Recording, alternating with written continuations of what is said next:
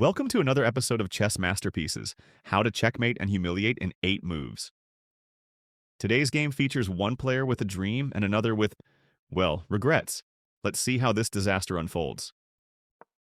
We begin with the classic opening, e4, e5, knights out to f3 and c6. Nothing unusual yet, just two players pretending they know what they're doing. White develops the bishop to c4, pointing it straight at f7 like it's a sniper rifle. Black plays d6, a move that says, I'm playing it safe, and also, please don't hurt me. White brings out the other knight, and Black decides it's time to pin something with bg4. Ah yes, the pin. A move as old as chess itself. Black must be feeling pretty clever right now. And here comes the drama. White drops the knight on a5, daring Black to take the queen. Black, unable to resist shiny objects, gleefully snatches the queen on d1. This is the moment they think they've won. Oh, sweet summer child. White casually checks with bxf7+, and Black's king is forced to step out of its cozy castle. The king shuffles to a7 like it's lost and looking for directions. Poor guy doesn't even know what's coming. Boom, and 5 checkmate. Black's king is stuck, surrounded by its own useless pieces, and the game is over faster than you can say, oops.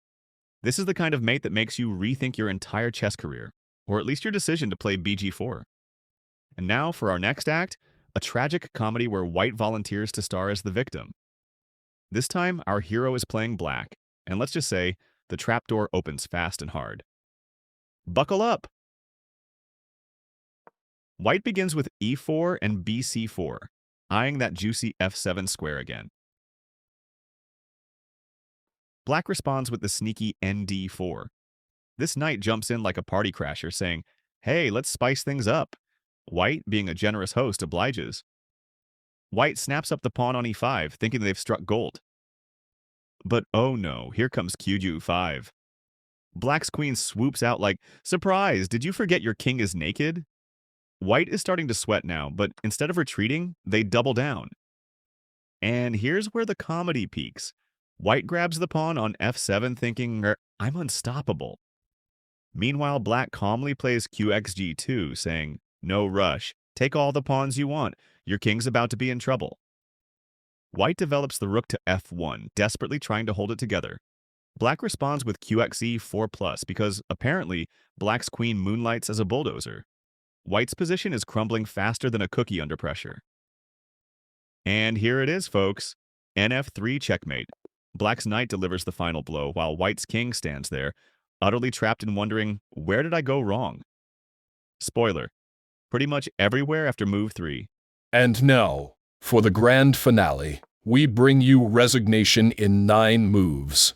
A heartwarming tale of how one player dared to dream big, only to realize their dreams were crushed by reality. White opens with e4, followed by ang3. A quiet start, but don't be fooled. It's a trap in disguise.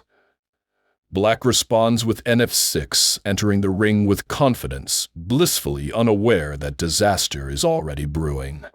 White pushes 4, and Black takes the pawn with glee. Finally, I'm ahead, they think. But then White slaps down e5, and Black quickly plays Kezaben to avoid immediate doom. This is the chess equivalent of using duct tape to fix a sinking ship. White calmly develops with ket2, and Black, feeling the pressure, retreats their knight to geit. Yes, you heard that right. The knight runs home like it just saw a ghost. At this point, Black's pieces are already questioning their life choices. White storms the center with d4, building an empire, while Black tries to play it cool with d6. But let's be honest. Black's position is held together with duct tape and sheer optimism. And here comes the knight. n5 leaps onto the board with authority, staring down Black's queen like, what are you still doing here? Black slides over to q7, clearly hoping for a miracle that will never come. Boom! nix7 drops the hammer, forcing Black to cough up the queen. And just when you think it can't get worse, White finishes with x6, turning Black's position into a complete train wreck. At this point, Black doesn't just resign, they probably uninstall the app and start Googling chess tips for beginners. So, what if you set up a brilliant trap and still end up losing? Don't worry, it happens to the best of us.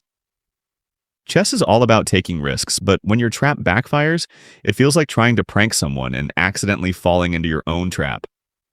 At that point, you're not just losing the game, you're losing your dignity, your self esteem, and probably a few rating points. But hey, who needs those anyway? Just tell yourself it wasn't a blunder, it was a creative sacrifice. To keep the game interesting,